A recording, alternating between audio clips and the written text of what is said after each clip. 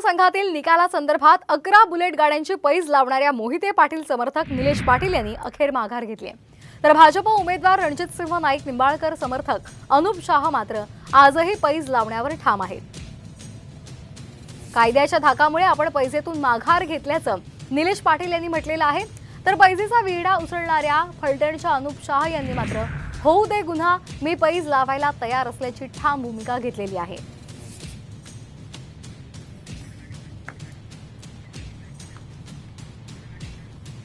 तर आपण पाहतोय आताची महत्त्वाची बातमी। माढा लोकसभा मतदारसंघातील निकालासंदर्भात 11 बुलेटची पैज लावणाऱ्या मोहिते पाटील समर्थक निलेश पाटील यांनी अखेर माघार घेतलेली आहे।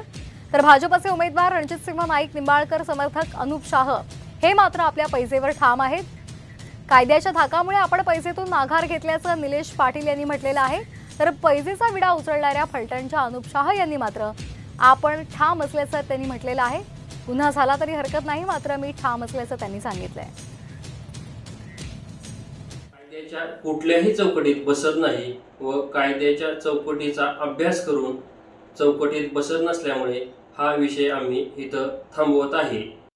धैर्यशील मोहिते पाटलांचा पराभव होणार हे दिसू लागल्यानेच 22च्या पाटील बंधूंनी 11 बुलेटची लावलेल्या पेजमधून माघार घेतली आहे। वास्तविक पाहता माढ्यामधून रणजितसिंह नाईक निंबाळकर हे विजयी होणार हे त्रिकाळाबाधित सत्य आहे।